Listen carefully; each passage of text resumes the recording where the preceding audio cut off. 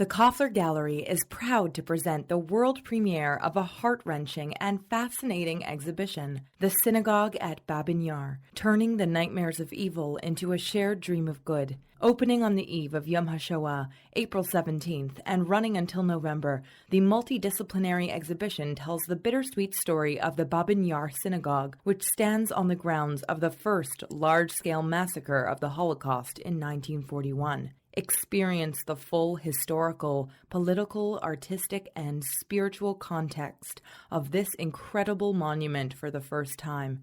The exhibition is free of charge. To learn more, visit kofflerarts.org.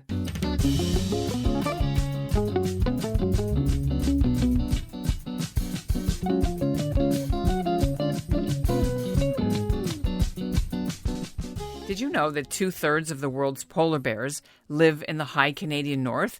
But because global warming means less sea ice during the year for the bear's habitat, conservation groups consider polar bears a vulnerable species of concern.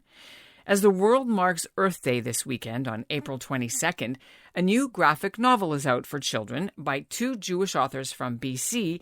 It's called Steve and Eve Save the Planet, I Can Hear Your Heartbeat. And the heroes are a fictional Canadian polar bear named Steve and his friend Eve, who's an electric car. And the book's authors intentionally infused the story with the values of tikun olam, or repairing the planet. Although there are also enough gross-out jokes about herring burps and slime to keep 6 to 12-year-old kids entertained, despite the book's serious topic of climate change. I'm Ellen Besner, and this is what Jewish Canada sounds like for Thursday, April the 20th, 2023. Welcome to the CJN Daily, a podcast of the Canadian Jewish News, sponsored by Metropia.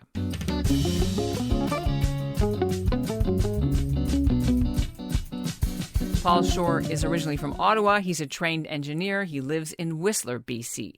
And Deborah Katz Henriquez teaches nursing and the environment in Vancouver.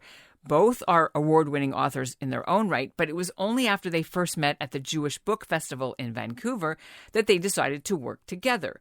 Their goal was to turn out a book for kids that gives them hope that they can make a difference, all while turning the 200-plus pages of illustrations that showcase the gorgeous colors of Arctic nature, especially the Northern Lights, where the fictional heroes get their superpowers.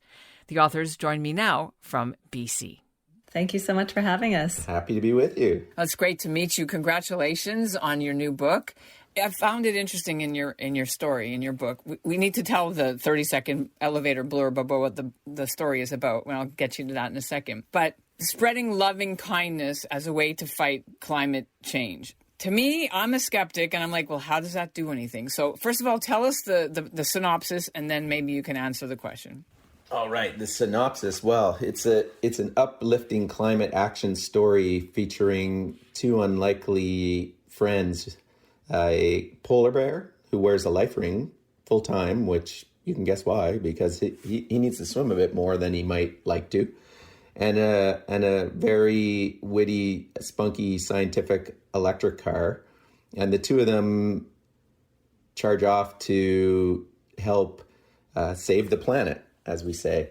Explain why he has to swim more, though, because that's not clear unless people know. Okay, so the polar ice is melting, and in order to find sources of food, he has to swim at greater distances. And so he's wearing this life ring, which he started wearing as a cub, and he's just actually quite tight around his neck now that he's a grown or an almost grown polar bear.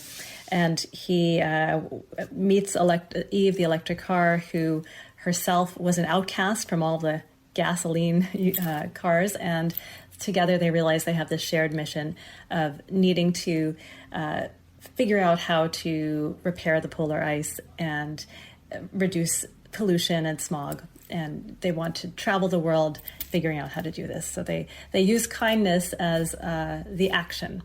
So kindness isn't a nice word. It's not just like something we're throwing out there, but we really try in the story tie it to action, very much like the Jewish value of chesed, the acts of loving kindness, that this is something that has to physically take shape in the world for it to be meaningful.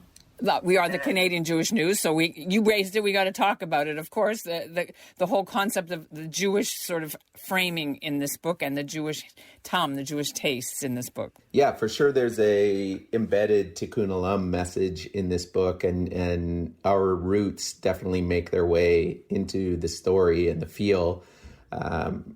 Yes, healing the planet. We almost went with those exact words, a more literal translation of tikun olam, but we found that what resonated best with kids and even their parents was kind of a more generic term like save the planet or fix the planet. So we tend to use those words, but it is a tikun olam message, absolutely. I also like the fact that there's polar bears named Zelda or Harry. You got to talk to us about who the people are to you that mean things to you. Oh my goodness, you're going to mess us up. Well, I'll start with yes, we worked in some names to honor different family members. Both Deborah and I lost a parent during this project while this project was underway, and both my mother and her father had been big supporters of this project. So yeah, Zelda was my mother, and I think we named the character Zed, not a main character, but one of the supporting characters. Yeah, we named one of the polar bear characters Hal after my father, who's Harold, and his nickname was Hal, and so we had that interwoven there, and some other things as well, some other Jewish names that weren't Jewishy names that weren't necessarily for a particular person, but we wanted to bring them in, and we had some other references that adults reading the book will get. Okay, so we're going to do a spoiler alert here. It's about when one of the characters drinks some berry juice and says something, and I'm like, what? And only Jewish adults will get that. Do you want to tell them what it is? Sure. Yeah, absolutely. I love it that you spotted that. You are now the first person to interview us who spotted that. So the character basically does a toast and says, to Payam, which is, of course, a play on L'chaim. And there's even more levels that character is modeled after a great uncle of mine who used to do this in Toronto. But yeah, so we do things like that in our storytelling that not everyone's going to notice, but yes, a Jewish audience will likely notice and be tickled by. But in terms of, there's a lot of other themes in this book. There's bullying, there's diversity, there's self-esteem, there's hunger, there's loss and grief, and that's all in chapter 1. Yeah, we wanted to. We were very pleasantly surprised with how the kids have been receiving it, because everyone gets something different when they're reading it, but generally kids have been very excited that it's so rich, because a lot of the other graphic novels in that genre have just a few words per page, and they kind of finish it in. They're done, 45 minutes, and they've gone through this whole book that you just bought them. But this has more depth. It does. There's more to it, and they can digest it and go back to it. And the kids at different ages get something a little bit unique out of it, depending on where they are developmentally. Right, of course, because you have to have the fart jokes in and the gross out jokes for that age, right? You have to. Of course. Yeah, somebody said that we don't shy away from the hard stuff, and I think that's very true, and yet we embed it in a way that if you're young enough, you're not going to see the hard stuff. It's just funny stuff. As you get a little bit older, you might notice and want to discuss some of the hard stuff. And then if you're an adult, a parent reading along or a grandparent reading along, you'll see the hard stuff, and you'll be both, I think, amused by it, and also maybe it would allow you to enter into some discussions with your kids or grandchildren while you're reading with them. Okay, back to the one of the earlier questions before we end off, and that is, the message, like you said, you want people to do something, be able to figure out that they can actually do something. The book talks about being kind, but it's nice to be kind, but it doesn't stop the pipeline from being built across northern BC and having protests by the Indigenous people, right? It doesn't stop that. Sure. I mean, there's lots of ways that you can, both parents and children can apply kindness to making a difference. Let's talk about maybe some obvious ones related to choices we make at home. If you start to move away from fossil fuel consumption, you move to electric cars. I mean, better, you get out of a car completely. But if you need a car, you move to an electric car. If you start to convert your home to a heat pump or consider solar, these are things you can do in your everyday life. Then there are other ways you can apply kindness. You could become involved with lobbying local government, with many forms of your own activism. Again, we hope that those are things that people will come to on their own from absorbing the messages about sharing kindness and paying forward acts of kindness. For some people, that may take the form of social action and protest and political action, and for others, looking at what they can do when they're making lunches for their kids and they're choosing how to package it and how to send them to what they're, from what food they're giving them to what containers they're using to put that food in.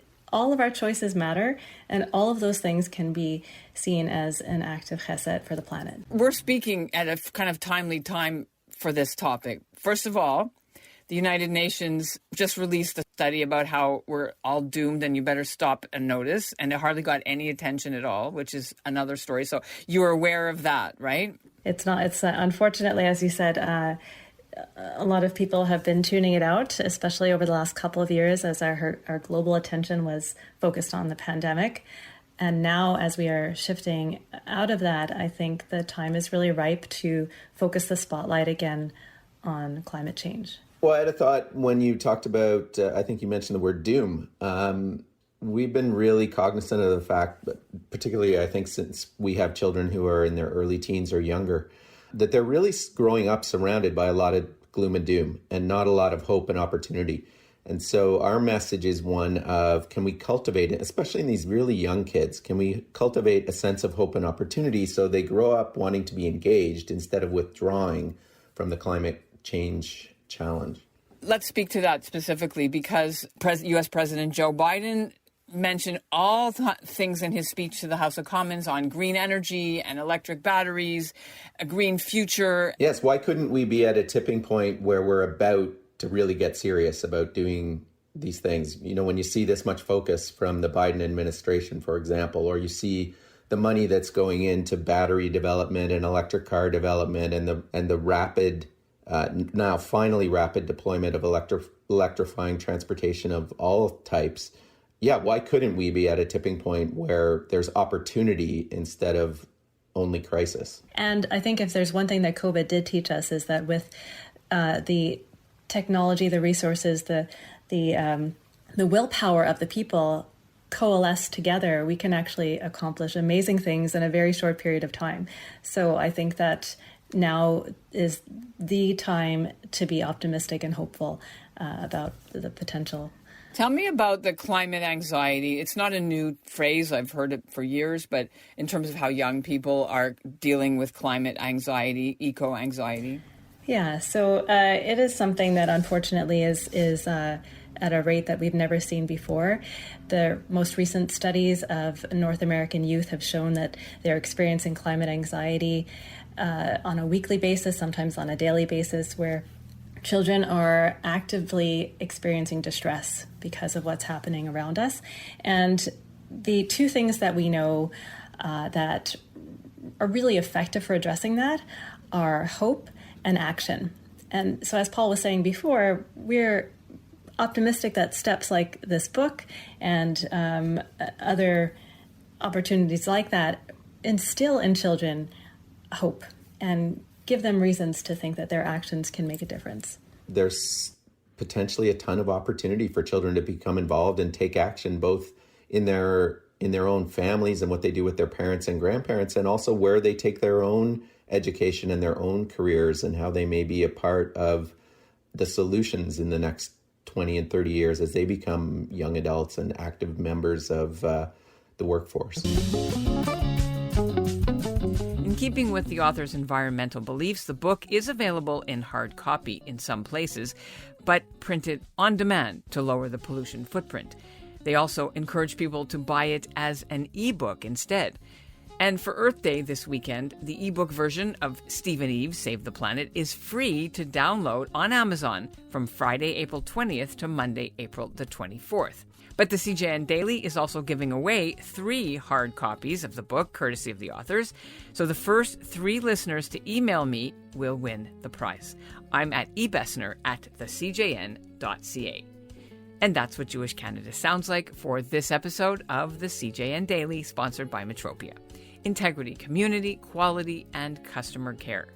Today's listener shout-out goes to Jessica Wax in Toronto. And we'll end the show with a note about next week's programming.